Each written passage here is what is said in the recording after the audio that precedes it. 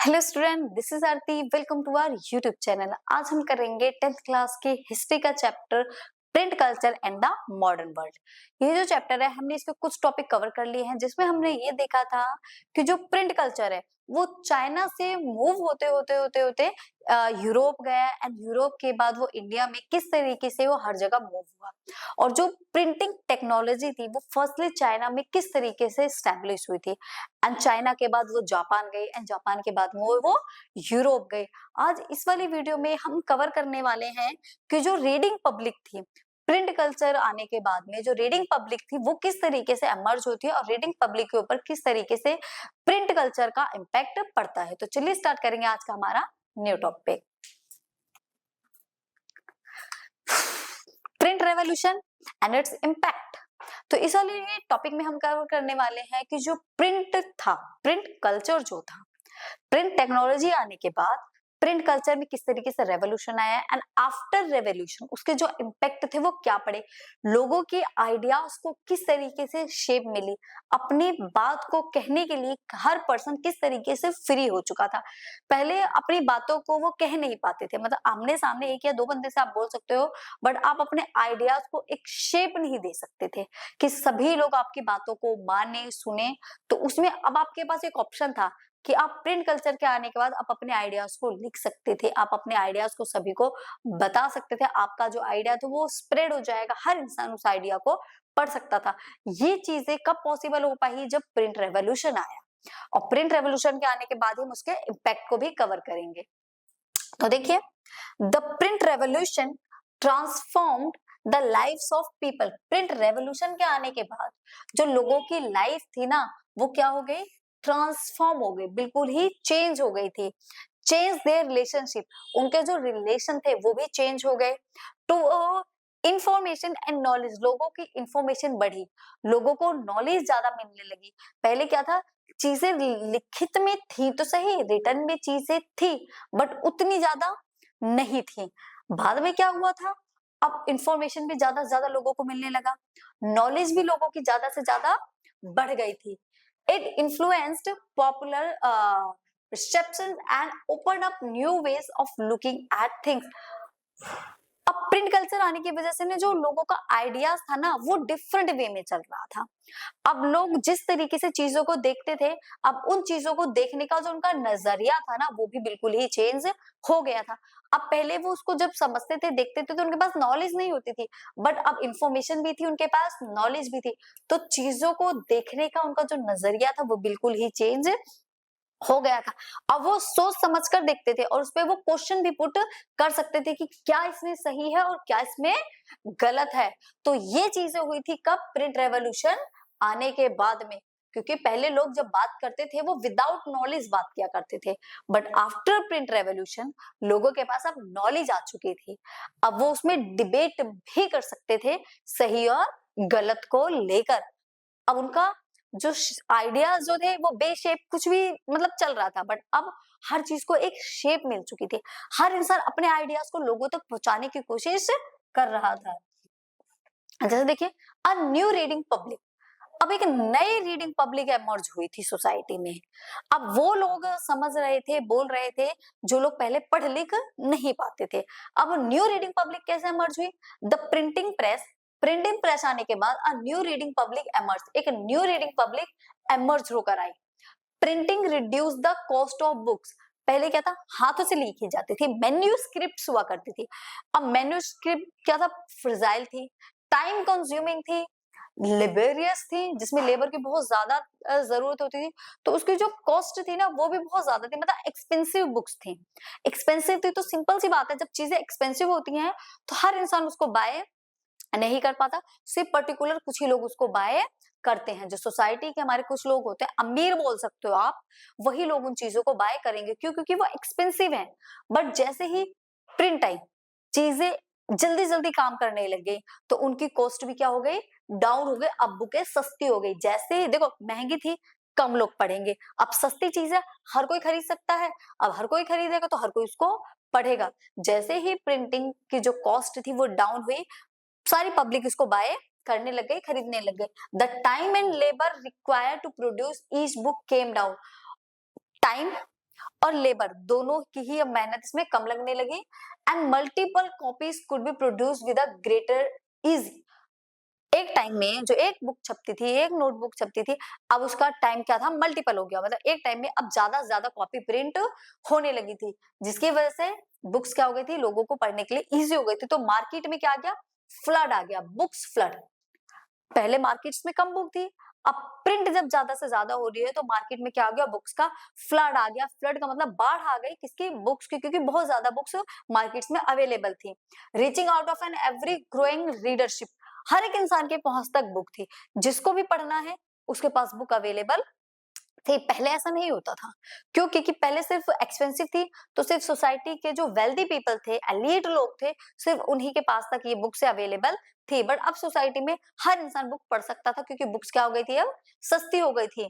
Books became accessible, book अब accessible हो गई थी, हर इंसान की पहुंच तक थी, to everyone. And even common people started reading, even common people भी बुक्स को अब पढ़ सकते थे।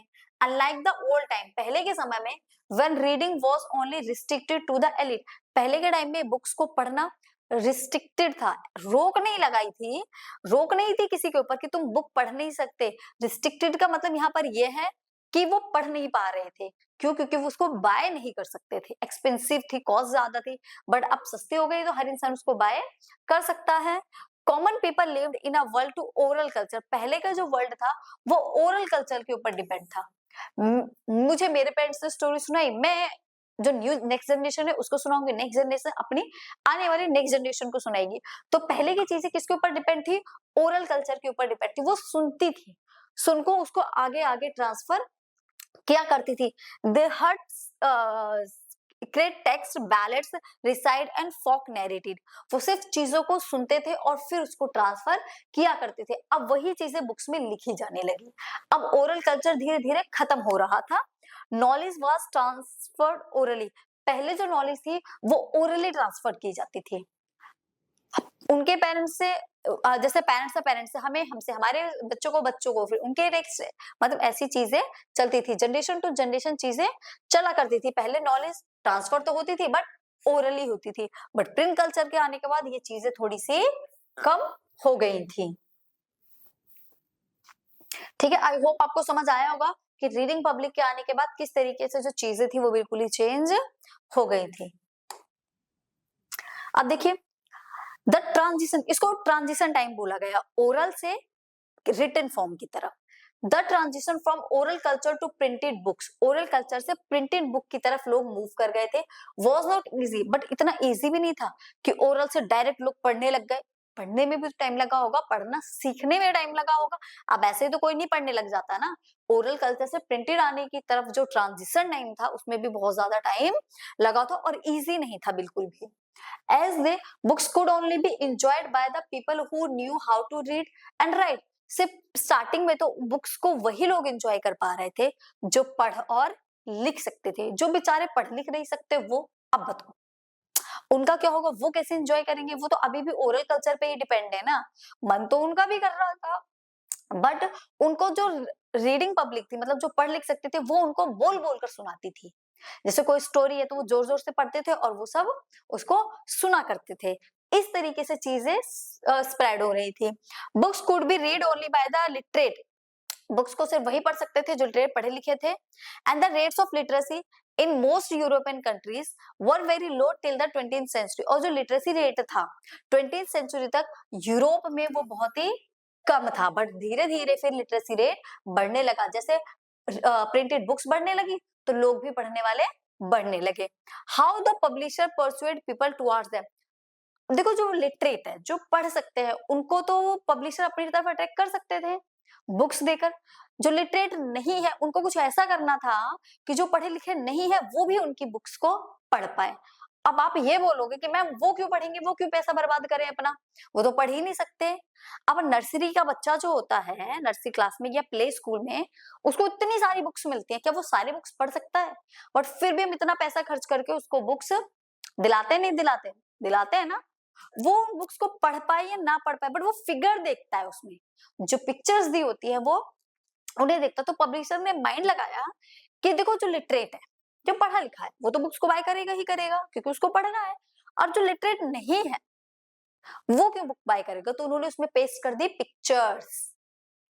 अगर एक स्टोरी गाय से रिलेटेड है तो वहां पर गाय स्टोरी को पूरी के पूरी क्या बना दिया, उस पिक्चर फॉर्म में स्टोरी समझा दी। अब वो उसको पढ़ पाए या ना पढ़ पाए, बट पिक्चर को तो देख पाएगा ना। तो उन्होंने जो लिटरेट नहीं थे उनको किस तरीके से कन्विंस किया, पिक्चर के through. To deal with this problem, इस प्रॉब्लम को इन्होंने कैसे डील करे, प्रिंटर्स बिगेन पब्लिशिंग पिक्चर, वो बुक में पिक्चर को पब्लिश करने लग गए। On popular ballads into books, popular ballads जो होती थी उनको प्रिंट करने लग गए, so that they could be easily understood. उन बैलेट्स के थ्रू, उन पिक्चर्स के थ्रू वो उस बैलेट को इजिली समझ सकते थे कि ये स्टोरी में क्या चल रहा होगा यार, इस पिक्चर से हम रिलेट करके समझ सकते हैं। जैसे आपके एग्जाम में भी आते हैं ना, एक पिक्चर दी हुई है, अब बताओ इसमें क्या हो रहा है, तो सेम उसी टाइप से। अब जो पढ़े लिखे नहीं थे, जो लिटरेट नहीं थे, वो भी बुक्स को बाय करने लग गए थे। These were the sung and recited at gathering in village and in taverns in town। तो वहां क्या किया जाता था, इनको बैलेट्स को सुनाया जाता था ऐसी जगहों पर जहां बहुत सारे लोग इकट्ठा होते हैं। जैसे तावरन्स का मतलब होता है आज के आप क्लब बोल सकते हो, क्लब में बहुत सारी पब्लिक जाती है, तो वहां सॉन्ग गाए जा रहे हैं, सुनाया जा रहा है, पब्लिक उसको बैठकर सुनती थी। ठेला हो गया, चाय की टपरी हो गई, जहां बैठ के चाय पीते बहुत सारे लोग होते हैं, एक न्यूज़पेपर पढ़ रहे हैं, सब उसको सुन रहे हैं। तो इस टाइप से इन बुक्स को सुनाया जाता था गाँव में, तावरन्स में, जहाँ क्लब टाइप जगह होती थी, पहले लोग खाने पीने जाते थे, ठीक है, वहां पर। That is how oral culture enter print. तो यहाँ जो ओरल कल्चर था वो प्रिंट की तरफ मूव कर गया। And the line that separated oral and reading culture become blood. अब यहाँ जो एक लाइन थी ना, वो ओरल कल्चर की और प्रिंट कल्चर की, वो लाइन अब ब्लड हो रही थी, मैशअप हो रहा था सब। Eventually hearing public become reading public, और जो हियरिंग पब्लिक थी, जो सिर्फ सुनने वाली पब्लिक थी, अब वो धीरे धीरे पब्लिक क्या बन रही थी, रीडिंग पब्लिक बन रही थी। वो भी एक पढ़ने वाली पब्लिक बन रही थी, मतलब अब लोग जो थे वो पढ़ना लिखना अब सीख रहे थे। पहले जो सिर्फ सुना करते थे ना, अब वो लोग भी पढ़ना सीख रहे थे धीरे धीरे करके। Religious debates and the fear of print. अब एक बहुत देखा, अभी हमने क्या देखा, अभी हमने टॉपिक ये समझा कि किस तरीके से एक रीडिंग पब्लिक इमर्ज होकर आई, किस तरीके से जो लोग पढ़ लिख नहीं सकते थे वो भी पढ़ना सीख रहे थे, अब वो हियरिंग पब्लिक से मूव कर रहे थे रीडिंग पब्लिक की तरह। अब यहीं से स्टार्ट होता है हमारा एक सेकेंड टॉप पॉइंट, जो है रिलीजियस डिबेट। अब रिलीजियस डिबेट स्टार्ट हो गई सोसाइटी में रिलीजियस को लेकर। पहले क्या था, लोगों को आप जैसे भी पागल बनाना चाहो बना सकते हो, क्यों, क्योंकि वो पढ़े लिखे तो थे नहीं। तो पंडित ने बोल दिया यहाँ फूल फेंको तो फेंक रहे हो, पंडित ने जो मंत्र बोल दिया गलत सही आप मान रहे हो, हाँ यार पंडित है ठीक ही बोल रहा होगा। आपको कैसे पता वो ठीक बोल रहा है, क्या आपने बुक्स पढ़ी है? उसने जो बोला आपने मान लिया कि हाँ भाई ठीक बोल रहा है, पंडित है, बट एक्चुअल में वो करेक्ट है या फिर नहीं, आपको कैसे पता चलेगा? आप उन बुक्स को पढ़ो तब पता चलेगा क्या उन्होंने सही बोला या नहीं बोला। तो जब रिलीज बुक्स आई, और देखो चाहे कोई भी धर्म हो, कोई भी धर्म हो, कोई भी रिलीजियस हो, सबसे पहले हर रिलीजियस में रिलीजियस बुक्स ही प्रिंट की जाती हैं। बाइबल हो गई, हिंदू में भी आप गीता बोल सकते हो, रामायण बोल सकते हो, सबसे पहले यही बुक्स प्रिंट होती हैं। हर धर्म की रिलीजियस बुक ही प्रिंट की जाती है। तो लोग जो थे ना, अब वो रीडिंग पब्लिक बन रही थी। क्या बन रही थी पब्लिक? अब रीडिंग पब्लिक बन रही थी। अब रीडिंग पब्लिक पढ़ेगी भी तो सही, सिर्फ पब्लिक ही थोड़ी बन के रह जाएगी। पढ़ेगी तो उनको क्या मिली है, नॉलेज मिली, इंफॉर्मेशन मिली। तो उनको समझ आने लगा कि हमारे रिलीजियस में जो हमें बताया जा रहा है वो बुक्स में तो ऐसा कुछ भी नहीं है, अब बुक्स सही है, तो वो लोग हमें पागल बना रहे हैं, हमें गलत बता रहे हैं। तो लोग अब क्वेश्चन पुट करने लगे, तो यहाँ से डिबेट शुरू हो गई। तो जो हमारे सोसाइटी के जो वो लोग थे जिन्होंने कंट्रोल कर रखा था रिलीजियस को, अब उनके ऊपर उंगलियां उठने लगी थी कि आप गलत हो या फिर सही हो। डिबेट स्टार्ट हो गई थी। अब देखिए कैसे हुई, print made the circulation of ideas.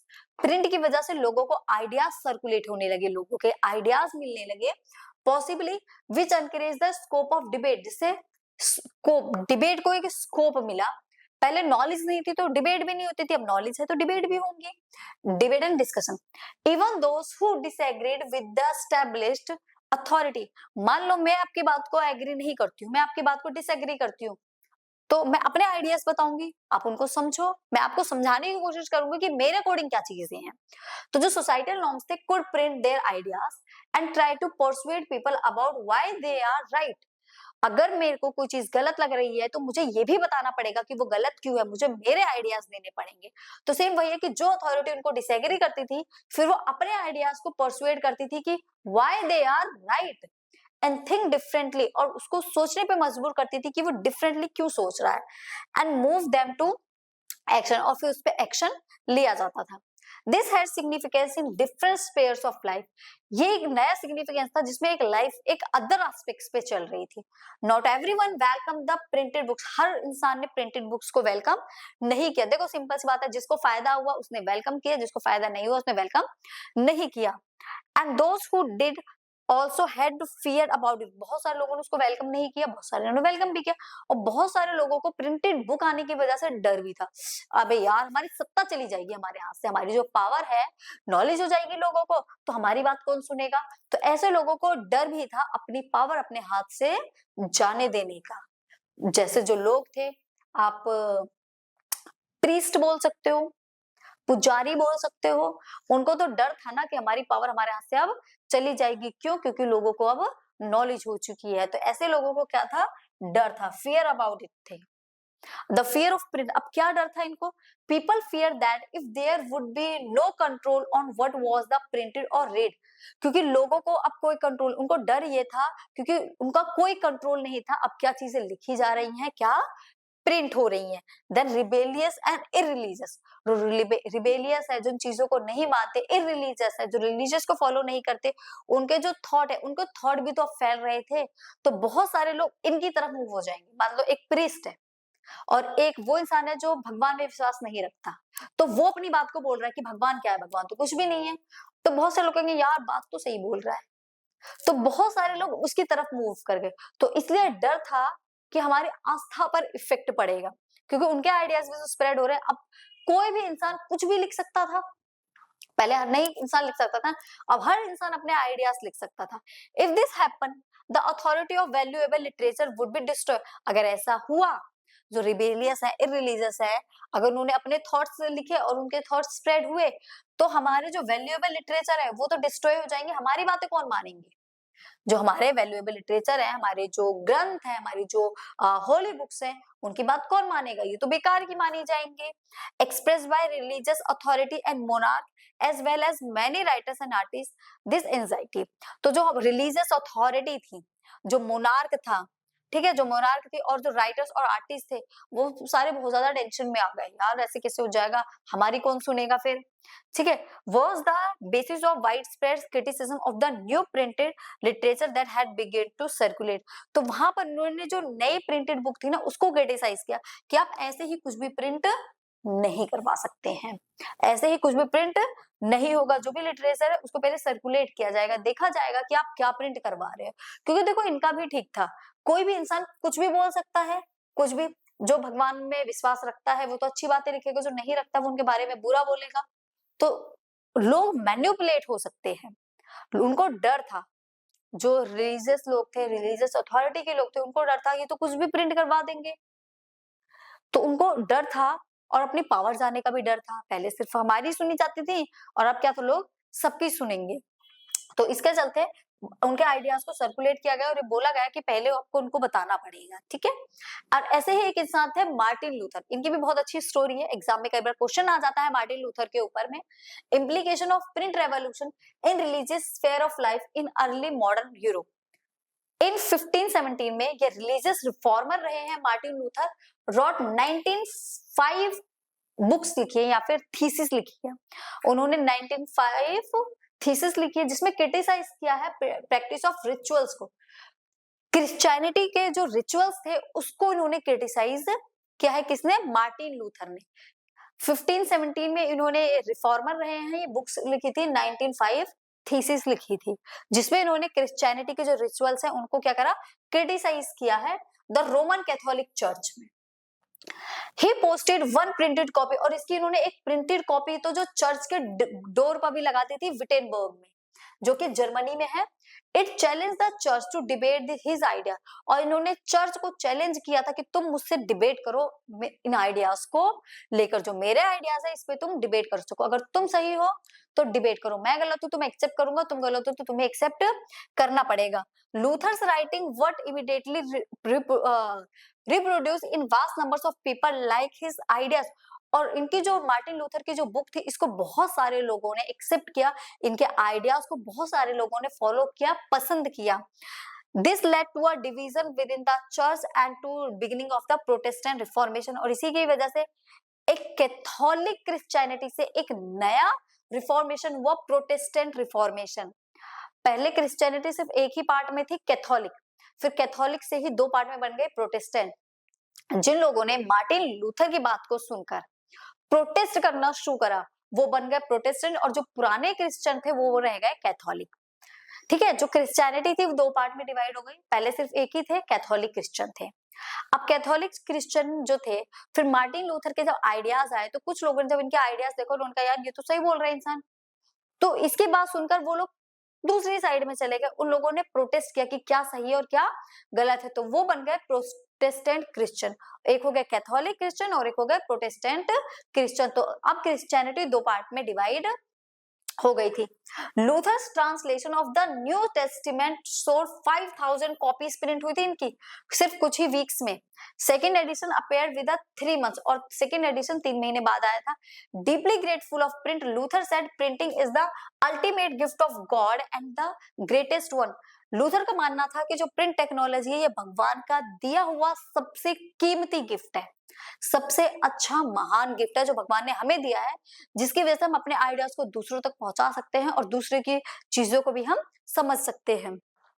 According to several scholars, printing brought about a new intellectual atmosphere and helped spread the new ideas that led to the Reformation. और बहुत सारे जो हमारे स्कॉलर्स हैं उनका मानना ये था कि प्रिंट आने की वजह से आइडियाज तो स्प्रेड हुए हुए हैं, एटमॉस्फेयर भी हमारा क्या हुआ है उसको भी हेल्प मिली है रिफॉर्मेशन लाने की। तो जैसे ही कि लूथर ने अपने क्रिश्चियनिटी में रिफॉर्म लेकर आए, ऐसे ही हर उसमें क्या हुआ था, हर धर्म में, हर रिलीजियस में रिफॉर्म होने के चांसेस बढ़ गए थे, क्योंकि अब सबके पास नॉलेज थी ना, सब क्वेश्चन पुट कर रहे थे कि किसके धर्म में क्या सही है और किसके धर्म में क्या चीजें गलत हैं। तो सबको ये पता चल रहा था कि सही को सही मानना है और गलत को गलत मानना है, नॉलेज बढ़ चुकी थी। इसी के चलो उन्होंने कुछ चीजों को डिनाई करना शुरू कर दिया, जिसको डिसेंट बोला जाता है। डिसेंट मतलब रोक लगा देना या उसको बैन कर देना कि ये चीजें प्रिंट नहीं होंगी। प्रिंट एंड डिसेंट, अब देखिए इसमें क्या था, इवन लिटिल एजुकेटेड पीपल, ये तो देखो हायर क्लास स्कॉलर्स की बात हो गई। अब प्रिंट टेक्नोलॉजी आने के बाद जो लिटिल एजुकेटेड लोग थे ना, अनपढ़ भी बोल सकते हो आप, जिनके पास नॉलेज नहीं थी, वो भी कुछ भी प्रिंट कर रहे थे और कुछ भी किसी के भी बारे में बोल रहे थे, तो ये चीजें गलत थी। एक स्कॉलर का बोलना सही है, बट किसी का भी कुछ भी बोलना वो गलत है। तो ऐसे ही लिटिल एजुकेटेड पीपल थे, उन्होंने भी राइटिंग बुक्स लिखना शुरू कर दिया। अब वो किसी के भी विश्वास के, फेथ के, इंटरप्रिटेशन के बारे में कुछ भी बोल देते थे।